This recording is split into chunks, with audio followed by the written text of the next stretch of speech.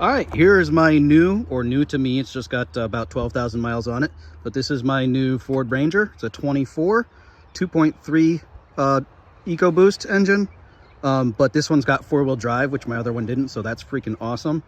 Right away, I love the new front end. The hood is more straight across, which actually gives you more room in the engine compartment, as you'll see later in the video. And it's not sloped down, kind of looking like a sneaker like the 2020. I didn't really like that, but this looks much better. It's got boxier and beefier, almost like the front end of a Bronco. It's got the LED lights that go around. They look really cool at night, and they're very bright. It's got daytime running lights, of course. It's got fog lights down here, which I'm not sure if those are amber or white yet. I haven't tried to use them. You've got your sensor here for your adaptive cruise control. There's your front camera. Pretty neat. As you come around the size, regular size factory tires, the Wrangler Goodyears. I've had really good luck with those, so I'm glad Ford is still using them. This side louver right here, I think it's just decorational. I don't think any actual air goes through there, but still looks cool. Side mirrors will actually, when you lock the car, they'll fold in, and when you unlock, they'll fold out. Of course, you've got your blind spot awareness beacon right there. It'll light up amber if there's someone beside you. Standard door handles. This is one thing I really like. So you can see, let me come back a little further.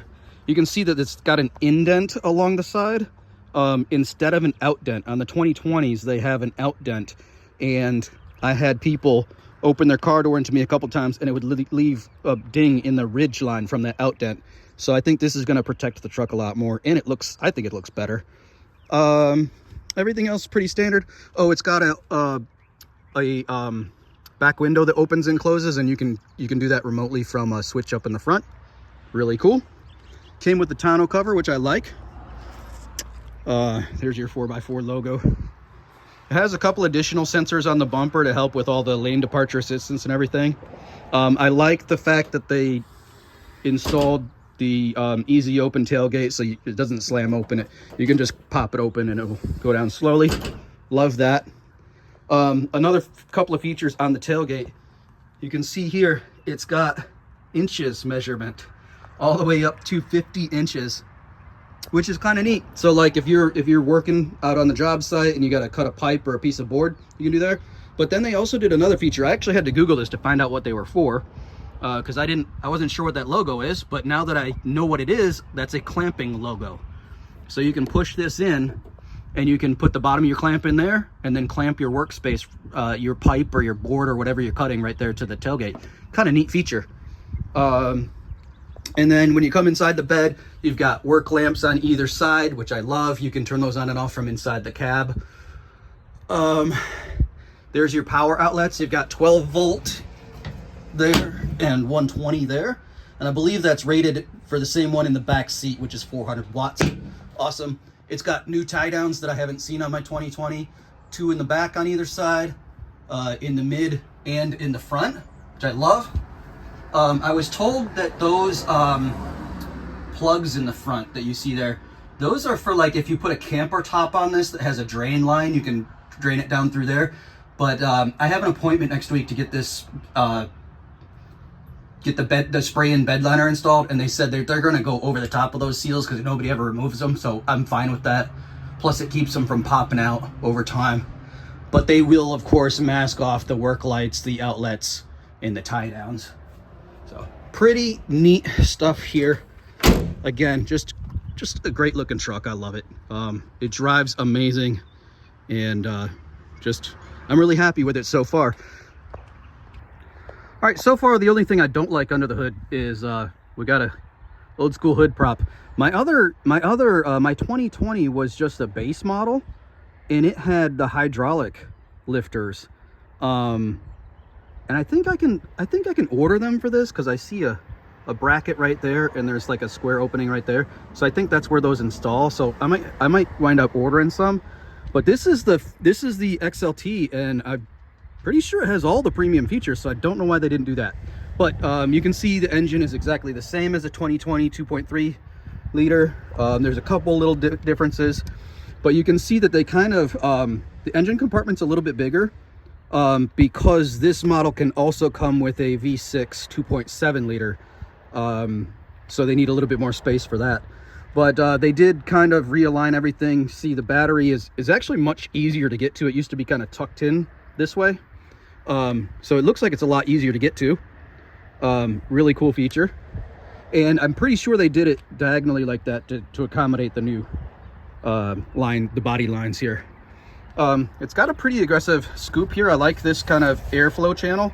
And then inside here, which I'm going to do a video on soon. I have it on order, but it's on back order. I'm going to replace this with a K&N filter, and I'll show you the inside the air box. But they actually went with the circular style air filters now instead of the flat ones. So I've got that on order. Everything else is pretty standard. So let's go check out the inside. So here's the back seat. We'll start with that because obviously fewer features back here. I love the door panels. They're not cloth, they're all plastic, so easily wipeable. There's a leather accent here, but I love this pattern. You can see it across on that door. It just looks really classy. Love the upholstery on these seats. I would have preferred leather seats, but these are nice. They're darker gray, so they won't show sweat stains and stuff so bad like my light gray interior did the last one I had. Of course, it's got the pull down armrest drink holder there. It seems to, I'll go to the other side and I'll pop the seat down, but it seems to have a little bit less room behind the seat, but that's not a big deal because I didn't usually keep anything back there other than like a toe strap or something. You've got like a little storage cubby right here. I've got my Easy Pass in there right now. And then you've got USB-C and USB-A, which is really cool. And then you also have a 120 400 watt max there. So pretty cool. They did change the door handle releases, just pull like this now, which is kind of neat. And I did notice that you have to slam these doors a little bit harder than you would my 2020. Just, I don't know what the reason for is, but I've had a couple times where I go to back out and it's like, hey, your rear door's open still when I thought it was closed. So you do have to slam these a little harder. Okay, I'm gonna show you how to flip down the back seat. Just pull this loop up and give it a little yank. I like how nice and tidy it is with that seatbelt guide right there, so it doesn't get tangled up. I'm not sure what that little indent is for. Maybe that's for some first aid kit or something you can add to it. But you can see the jack's right there. But you can see there's really not too much room back there, which is fine with me, like I said. But check this out. If you pop up the seat with this loop right here, whole thing comes up. It does not stay up by itself. But you've got the jack handle and your lug wrench inside that little upholstered package there. And you've got a little bit of storage there. Maybe you want to hide a pew in there that you don't want in sight or anything, or whatever you need to put right there. And it's got this little storage tub here. It's hard to see on camera, but it's about, I would say it's 9 or 10 inches deep, and it's about maybe in the very bottom it's about 8 inches by about 12. So you can store anything you need in there, jumper cables, whatever. I mean, you could, I think it's all sealed. You could ice down some brewskis in there if you wanted to, but don't drink and drive, ladies and gentlemen. And last but not least, we have these seat back pockets, which are really nice to put your books or your iPad or whatever in when you're in the back seat. Actually, it looks like there's only one on this side. There's not one on the driver's side. That's interesting. And then, of course, the doors have the same 2 cup holders that they had on the 2020, which comes in handy with if maybe you have a bottle of water and you also have a drink. You can store both of them. So let's go to the front of the truck. Oh, real quick, I lied about it not staying up by itself. It did lock in place just now when I put my shoulder against it. So to close it, you just release that handle again and drop it down, and it'll lock in. I do have power seats, and they're also heated, which is really cool. I like that. And my girlfriend especially likes the heated seat option because she's always cold. On the passenger side, really the only difference is it's got this kind of storage tray here. It's nice because it had a little lip on it, so whatever you put up there, your cell phone or whatever, it's not going to slide around. Standard glove compartment. I can't open it all the way because there may or may not be a pew in there that would violate YouTube agreements. So again, same doors in the back. Let's go to the driver's side. So right away when you start this up, it has some really cool graphics that play. Really cool. It's not the same color as my truck in that picture, but I'm sure they don't individualize them per the color of your vehicle. I'm sure blue is the only one they have. But you can already see the heads-up display in front of the steering wheel is a much bigger than on the 2020. standard features here. You can adjust your mirrors from here. And also this has an option to where your mirrors will automatically fold whenever you lock the car. And when you unlock, they unfold, which is a really cool feature. Down here, you've got your buttons. This is for your work lights in your bed. Of course, your auto headlights. And then this is just to dim and lower the, or raise and lower the display brightness. All the other controls on the steering wheel are pretty similar. There's a few extra ones for cruise control that you probably haven't seen on the 2020. You can turn on and off that lane departure assistance that actually helps you turn. And you can adjust the distance, how closely you follow someone, which is pretty neat. Coming over to the middle, you may have already seen this. It's got this huge display, which is really nice. Let me go to navigation real quick. So it's got built-in navigation, which I like in case something happens to my phone. I'm not stranded. And it's got Android and Apple CarPlay, which is a good feature. Here's my favorite button. I'll show you this one right away. You can go to this video icon right here at the top, and then it shows you your front view camera, and then it also shows you a 360 of your truck. And you can tell, well, here I've got my door open, so it might mess up. There we go. Now it's not messed up. The camera that shows you the side is right there on the bottom of the mirror. But yeah, it gives you the 360 cam, and you can see it's really good quality because you can even see that oil stain beside the driver's side that's from my son's old truck. Pretty neat.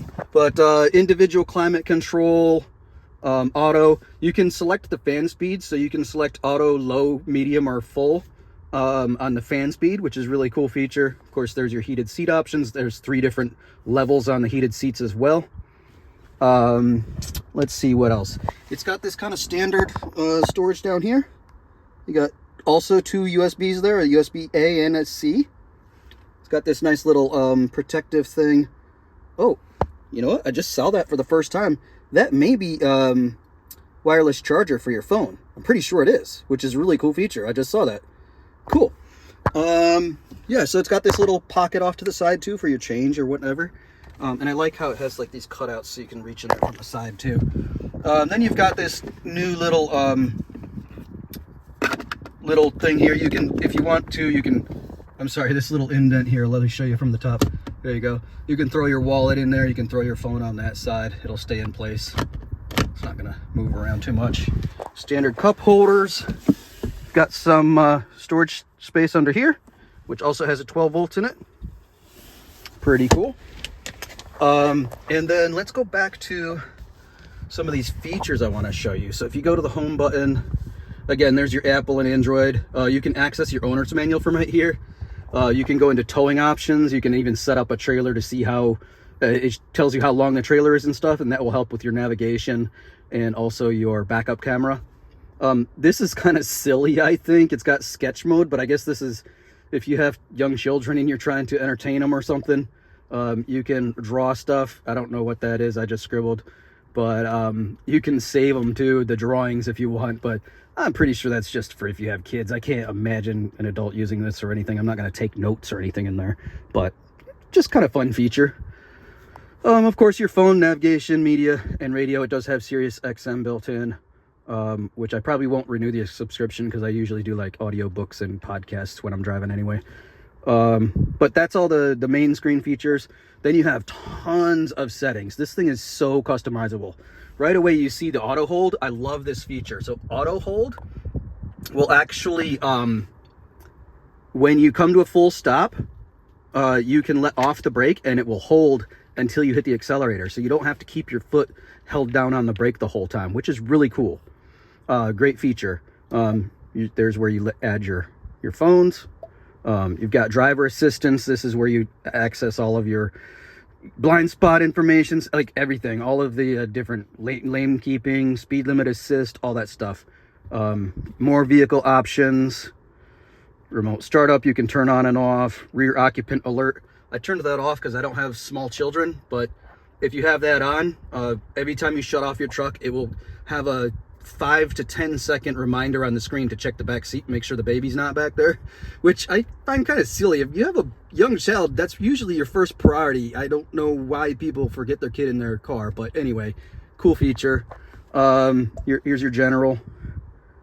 You can set the temperature to Fahrenheit or Celsius. You can choose miles or kilometers, which is cool. You can change the PSI to whatever the European version is. You can turn the touchscreen beep on and off, all that kind of stuff. Pretty cool. Connectivity, you can have a hotspot in your car if you have that option on your phone.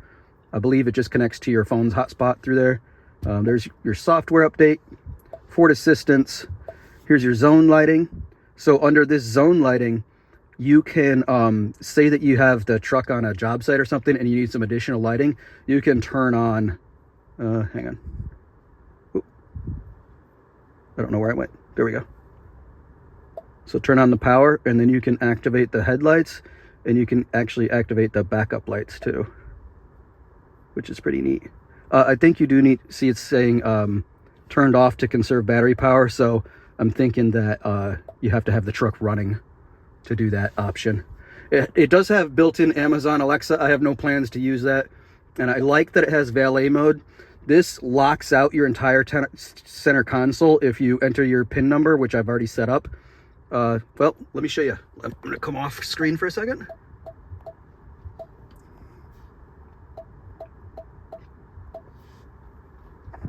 All right, so now valet mode is enabled and they can't do any of your features. They can't look at your GPS and find your home location and things like that. I've heard stories where people got their car stolen and then the thief hits the go home button, goes to their house because he knows they're not home because he just stole their car out in town, and he can ransack the house as well. So now he's got your car and your household valuables. So always good to use the valet mode when you're dropping your car off anywhere. Pretty cool feature. Let me unlock it real quick. Yeah, so that is pretty much all the features. I don't think I left anything out. I'm interested in y'all's feedback about any items you want to see, any maintenance issues you want to see, like how to change your spark plugs, how to change your oil, all that kind of thing. And then any upgrades you would like to see me install, let me know too, and I'll put them on my list. I'm going to be doing a lot of upgrades to this or additions to this in the near future, so stay tuned for that. I'm not going to give you any spoilers right now, but stay tuned, and we'll see you guys on the next video.